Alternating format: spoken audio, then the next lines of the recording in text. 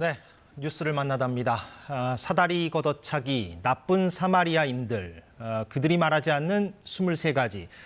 한국인 경제학자 가운데 국내와 외국에서 모두 베스트셀러 작가로 주목을 받는 사람은 아마 이분이 사실상 유일하지 않을까, 그런 생각도 듭니다. 10년 만에 신간을 냈다고 하는군요. 장하준 교수를 오늘 뉴스를 만나다에서 만나보겠습니다. 어서 오십시오. 예, 안녕하십니까. 예.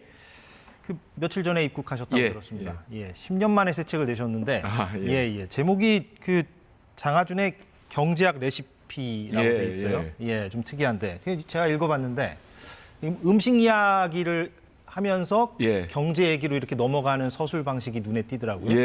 그 경제학이 저는 모든 시민이 경제학을 알아야 민주주의가 제대로 돌아간다고 생각하는 사람인데 경제 얘기가 딱딱하고 재미가 없으니까 다들 공부를 안 하시려 그래요. 그래서 제가 이 음식 얘기로 미끼를 던진 겁니다. 그래서 금융 시스템 뭐 이런 여러 가지 얘기를 하는데 하여튼 하는 방식은 다 이렇게 처음에 음식 얘기로 그냥 재밌게 풀어가다가 슬쩍 경제학으로 돌려서 하는 그런 책입니다. 그 대중들과 이제 호흡하는 어떤 그런 방식으로 이번에도 좀 쓰신 걸로 그렇게 이해가 됩니다. 저희가 오늘 그 교수님하고 경제 관련해서 세계 경제와 한국 경제 관련해서 좀 이런저런 얘기를 좀 해보려고 하는데 그래서 저희가 그 키워드를 좀 준비했습니다. 키워드별로 한번 좀 얘기를 해볼까 그런 생각이 듭니다. 그래서 저희가 좀 첫 번째 키워드를 준비했는데 여기 나옵니다. 2008년 금융위기가 다시 재현되는가 이런 의미인데 그러니까 이게 최근에 실리콘밸리 은행이 파산을 했고 여러 가지 좀 금융권에서 문제가 생겼습니다. 그래서 이게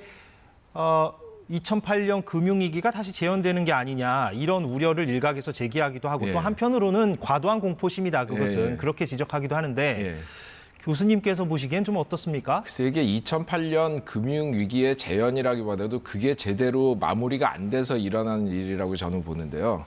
이게 경기가 회복이 제대로 안 되니까 결국은 그냥 돈을 엄청 풀어가지고 그것도 싼 이자로 이걸 지탱을 한 거거든요. 자본주의 역사 350년에 가장 낮은 이자율 그것도 모자라서 양적 팽창이 돼가지고 돈을 확 풀었기 때문에 이게 지금 자산시장에 엄청 거품이 끼어 있거든요.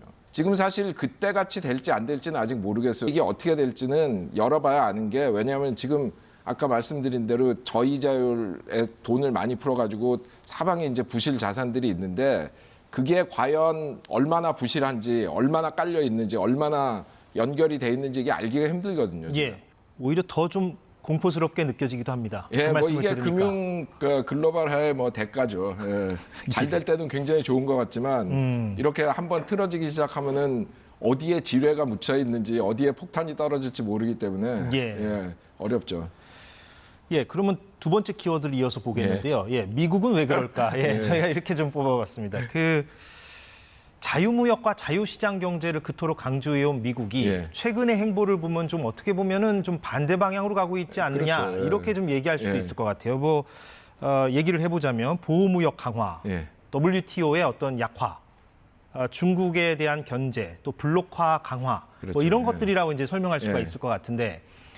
교수님이 보시기엔 그러면 지금 어떤 미국 경제, 세계 경제가 조금 중요한 전환점을 맞았다고 보십니까? 아니면은 미국이 예전처럼 그런 자유무역, 자유시장 경제로 언젠가는 좀 회귀할 것이다 이렇게 보십니까? 근데 미국이 원래 어떤 나라냐면요, 굉장히 자기 국익을 따지는 실용주의적인 나라예요. 20세기 초까지 미국이 세계에서 제일 그 보호무역을 세게 한 나라고요.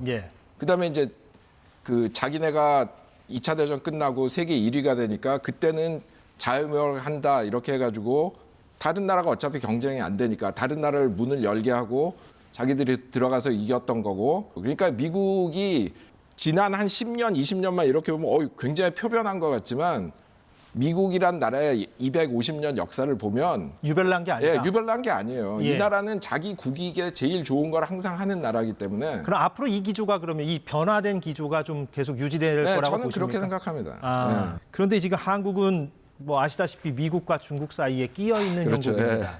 그런데 지금 윤석열 정부는 어찌 됐건 한미일 삼각공조를 강화하는 방향으로 속도를 매우 높이고 있고 그런데 일각에서는 그게 이제 결국에는 미국의 어떤 대중국 포위 전략, 대중국 견제 전략에 적극적으로 이제 동참하게 됨으로써 경제적으로는 그런데 글쎄요 이제 중국이 우리랑 워낙에 밀착돼 있으니까 좀 속도 조절이 필요한 게 아니냐 이렇게 얘기하는 분들도 많습니다. 네, 어떻게 저는, 보십니까? 예, 좀 조심해서 해야 된다고 생각하는데 왜냐하면 뭐 좋거나 싫거나 간에 중국이 지금 우리나라의 제1 경제 파트너가 됐잖아요. 물론 미국하고의 특별한 관계가 있기는 하지만 지금 중국의 부상이 뭐 미국이 지금 뭐 반도체 이런 것 좀 막는다고 해가지고 멈춰질 게 아닙니다. 이제 반도체는 워낙 그 군사력 부분에서 이제 시급하니까 이제 미국에서 그렇게 막 그 팔 걷어붙이고 나선 거지만 다른 분야는 지금 뭐 미국이 다시 뭐 이제 뭐 자기들도 산업 정책 써가지고 제조 부활하겠다 하는데 이미 이게 30-40년 동안 그 완전히 방기를 했기 때문에 이거 재건한다는 게 하루 이틀에 되는 얘기가 아니거든요. 그럼 결국 지금 하여튼 당분간은 상대적으로 중국이 미국을 따라잡을 거고 그렇게 되면은 우리나라 경제에서 중국의 비중은 점점 더 늘어날 거고 그리고 미국이 지금 중국 수입품에 대한 의존도가 너무 높기 때문에 하루아침에 중국하고 관계를 끊을 수도 없어요. 그러면 결국 우리나라가 중국에 제일 많이 파는 거는 중국이 미국에 소비자 제품을 수출하기 위해서 필요한 기계라든가 장비라든가 기술을 파는 건데 이걸 균형을 잘 맞춰야지 너무 한쪽으로 뭐 이제 중국이 부상하니까 글로 가자 뭐 아니면 또 뭐 또 한미일 동맹을 강화해야 된다. 이거 저는 굉장히 조심해야 된다고 생각해요. 예. 저희가 그래서 세 번째 키워드를 준비했습니다. 69시간과 0.78, 예, 머나먼 복지국가 이렇게 저희가 좀 골라봤는데 예, 저 수치가 뭔지는 이미 예, 다 아시죠? 예, 물론 영국에 계시지만 다 보셨을 테니까 정부가 최근에 이제 일주일에 최대 69시간 노동제도를 입법 예고를 했다가 윤 대통령이 재검토를 지시하는 그런 좀 혼선이 빚어졌습니다. 그래서 일각에서는 지금 우리가 안 그래도 노동시간이 선진국 가운데 긴 편인데 그렇죠. 세계적인 추세랑 전반대로 가는 거 아니냐 이런 논리도 있지만 또 반대쪽에서는 우리 노동시장이 좀 너무 경직돼 있는 것도 사실이다 이런 반론도 있습니다. 좀 어떻게 보셨습니까? 글쎄 그 69시간 그 논점을 보면서 제가 생각이 났던 게 장기적으로는 결국 이 노동의 유연화라는 거는 노동의 질의 유연화가 돼야지 양의 유연화가 돼서는 안 된다고 생각해요. 양의 유연화는 후진국 때 하는 거고 노동의 질의 유연화라는 건 뭐냐면은 한 사람이 여러 가지 기술을 가지고 여러 일을 같은 기업에서도 할 수 있고 예를 들어 노동자가 해고가 되면 재교육 받아가지고 더 좋은 기술 배워서 새로운 직장에 그 취직할 수도 있고 이런 그 더 질 좋은 노동으로 가는 유연화가 저는 필요하다고 생각하거든요. 우리 노동자들의 기술을 높이고 노동자들이 해고가 돼도 두렵지 않아 하고 새로운 기술을 익히고 새로운 산업이 일어나고 할 수 있게 하느냐 그런 시스템을 만드는 그 논쟁을 하는 계기가 됐으면 좋겠어요. 예전부터 교수님께서는 복지국가 체제를 매우 강조해 오셨고 그런데 한국은 여전히 뭐 노인 빈곤이나 자살률이나 아까 본 그 0.78의 출산율이나 여러 가지 문제가 심각합니다.